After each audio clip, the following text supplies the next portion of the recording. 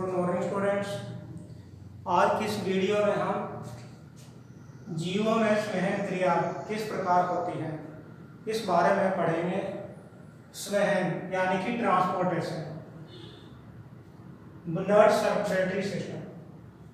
तो संवहन का मतलब है कि ट्रांसपोर्ट। हमारे शरीर के अंदर विभिन्न चीजें जिस प्रकार खाद्य पदार्थ है, ग्लूकोज, ऑक्सीजन, कार्बन डाइऑक्साइड, अवशिष्ट पदार्थ, ये किस प्रकार एक स्थान से दूसरे स्थान पर पहुंचते हैं, इस क्रिया को संवहन क्रिया कहा जाता है। तो हमारे शरीर में इन क्रियाओं को करने के लिए एक तंत्र पाया जाता है जिसे संवहन तंत्र कहा जाता है। संवहन तंत्र, संवहन तंत्र क्या है? मनुष्य में भोजन, ऑक्सीजन, कार्बन डाइऑक्साइड तथा अन्य आवश्यक पदार्थों को निरंतर आपूर्ति करने वाला तंत्र संवहन तंत्र कहलाता है। यानी कि जो तंत्र हमारे शरीर में रक्त के माध्यम से भोजन, ऑक्सीजन, कार्बन डाइऑक्साइड, अवशिष्ट पदार्थ या अन्य आवश्यक पदार्थ की आपूर्ति करता है, उस तंत्र को संवहन तंत्र कहते हैं। मानव में संवहन तंत्र के विभिन्न अवयव हैं। मानव संवहन तंत्र के अवयवों को मुख्यतः 3 भागों में बांटा गया है। नंबर 1 हृदय, नंबर 2 रक्त वाहिकाएं, नंबर 3 वाहन माध्यम। हृदय, मानव में जो हृदय है वो फेफड़ों के बीच वक्षस्थल में पाया जाता है। 2 फेफड़ों के बीच मानव हृदय सुरक्षित रहता है और यह वक्षस्थल में पाया जाता है। हृदय बंद मुट्ठी के आकार का होता है। बंद मुट्ठी के आकार का, उसका साइज अधिकतर एक मानव की बंद मुट्ठी की आकार का होता है। मानव हृदय में 4 कोष्ठक हैं, यानी कि मानव हृदय के अंदर 4 कोष्ठक बने हुए हैं, जिनमें 2 ऊपर के जो कोष्ठक हैं उन्हें आनेंद कहा जाता है और नीचे के जो 2 कोष्ठक है उन्हें नीले के नाम से जाना जाता है। और यह गहरे लाल रंग का होता है। और मानव हृदय हृदय पेशियों से बना है। यानी कि हृदय के बारे में हमें किन किन बातों का नॉलेज होना चाहिए। हृदय कहाँ स्थित है? यह फेफड़ों के बीच में वक्षस्थल में स्थित है। यह बंद मुट्ठी के आकार का होता है। उसमें 4 कोष्ठक हैं, 2 आलीन और 2 नीले। जो ऊपर के 2 कोष्ठक हैं वो आलीन है और जो नीचे के 2 कोष्ठक हैं वो नीले हैं। यह गहरे लाल रंग का होता है और यह हृदय पेशियों से बनता है। दूसरा अवयव रक्त वाहिकाएं। रक्त वाहिकाएं उन्हें कहा जाता है जो रक्त को हृदय से शरीर के विभिन्न भागों तक ले जाती है और शरीर के विभिन्न भागों से हृदय तक लाती है। तो रक्त वाहिकाओं को 2 भागों में बांटा गया है, धमनी और शिराएं, जिनका हम यहाँ विस्तार से वर्णन करेंगे। तीसरा अवयव है वाहन माध्यम। वाहन माध्यम 2 भागों में बांटा गया है, रक्त और लसिका, जिसे हम यहाँ पर एक्सप्लेन करेंगे।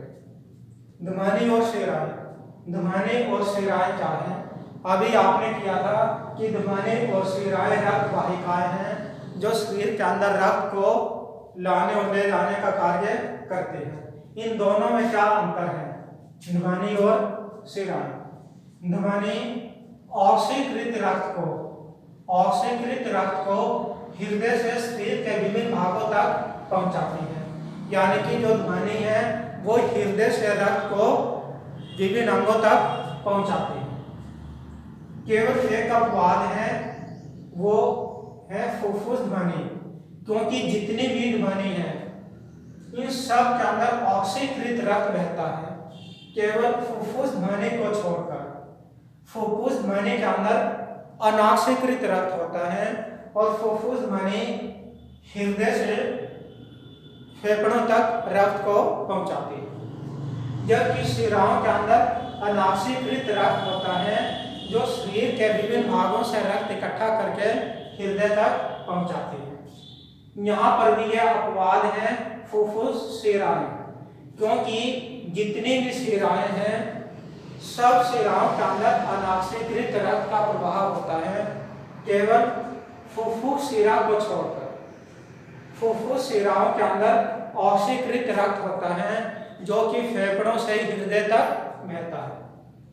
नंबर 2, धमनी की कोशिका भित्ति मोटी होती है जबकि शिराओं की कोशिका भित्ति बहुत पतली होती है। नंबर 3, धमनी के अंदर वाल्व नहीं पाए जाते जबकि शिराओं में वाल्व होते हैं। नंबर 4, धमनी के अंदर रक्त का संचार बहुत तेज गति से होता है जबकि शिराओं के अंदर रक्त का संचार बहुत धीमा होता है। नंबर 5, धमनी ऊतकों के नीचे पाई जाती हैं जो हमें ऊपर से नहीं दिखती, जबकि शिराएं स्तही होती हैं। स्तही में यह हमारी त्वचा के नीचे पाई जाती है जिन्हें हम आसानी से यहाँ पर देख सकते हैं। तो इस प्रकार धमनी और शिराओं में अंतर स्पष्ट किया जा सकता है। इनमें मुख्य अंतर क्या है कि धमनी में ऑक्सीकृत रक्त होता है जो कि ऑक्सीकृत रक्त को हृदय से लेकर शरीर के विभिन्न भागों तक पहुंचाती है, जबकि शिराएं अनऑक्सीकृत रक्त को प्रभावित करती हैं और ये शरीर के विभिन्न भागों से रक्त इकट्ठा करके हृदय तक पहुंचाती है। अब हमारा अगला टॉपिक है वाहन माध्यम। वाहन माध्यम आपको बताया था, उनको भी हमने 2 भागों में बांटा है, रक्त और लसिका। रक्त के फिर 2 प्रकार हैं। रक्त में 2 प्रकार के अवयव पाए जाते हैं। एक अवयव का नाम है द्रवीय अवयव जिसे प्लाज्मा के नाम से जाना जाता है। दूसरा अवयव है ठोस जिसे रक्त कणिकाओं के नाम से जाना जाता है। तो रक्त में 2 प्रकार के अवयव हैं, द्रवीय अवयव और ठोस अवयव। द्रवीय अवयव को प्लाज्मा कहा जाता है जबकि ठोस अवयव को रुधिर कणिकाएं कहा जाता है। द्रवीय अवयव यानी कि जो प्लाज्मा है ये पीले रंग का पदार्थ है, तरल पदार्थ है।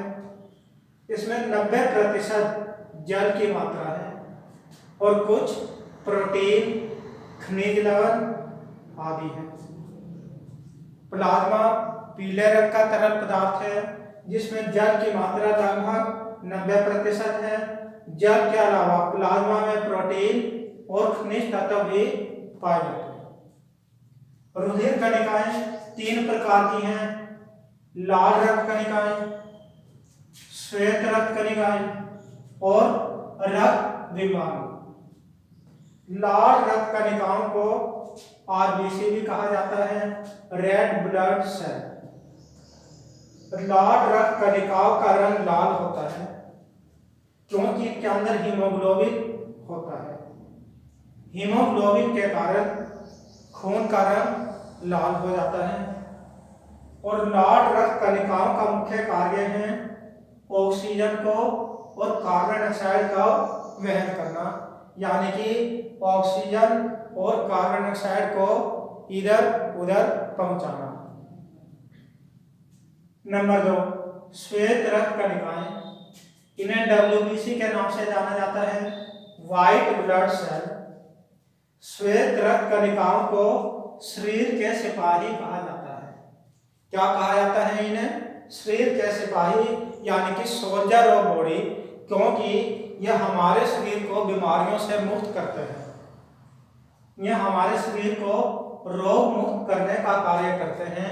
जब हमारे शरीर में जीवाणु या अन्य कीटाणु प्रवेश करते हैं तो श्वेत रक्त कणिकाएं उन जीवाणु या कीटाणुओं को मारकर हमें रोग मुक्त करती हैं। तो इसीलिए श्वेत रक्त कणिकाओं को शरीर के सिपाही यानी कि सोल्जर ऑफ बॉडी कहा जाता है। तीसरा अवयव है ठोस अवयव का रक्त प्लेटलेट, जिन्हें रक्त विमानु के नाम से भी जाना जाता है। रक्त विमानु, रक्त विमानु का हमारे शरीर में मुख्य कार्य है रक्त को जमाना, यानी कि रक्त को थक्का बनाना। जब हमारे शरीर में कोई चोट लगती है तो खून बाहर निकलना आरंभ हो जाता है, और वह खून तब तक निकलता रहेगा जब तक कि शरीर का पूरा रक्त खाली नहीं हो जाता, पूरा रक्त समाप्त नहीं हो जाता। तो उस समय इस रक्त का थक्का जमना बहुत आवश्यक है।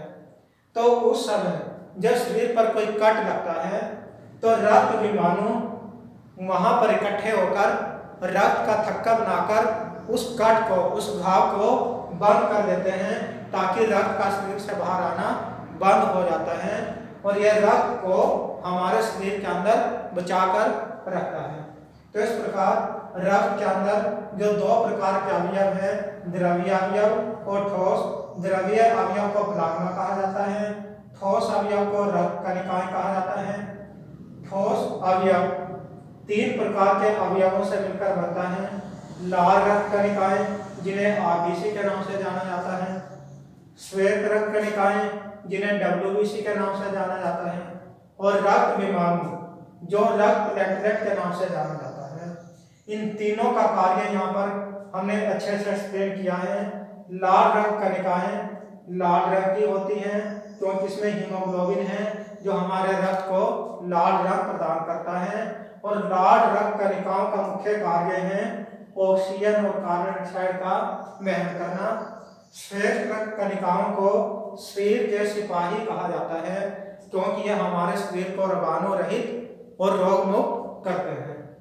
और रक्त प्लेटलेट्स यानी कि रक्त विमाणु, यह रक्त का थक्का बनाने में सहायता करता है। इस प्रकार रक्त हमारे शरीर का एक बहुत इम्पोर्टेंट भाग है जो हमारे शरीर की विभिन्न क्रियाओं को नियंत्रित करता है। धन्यवाद।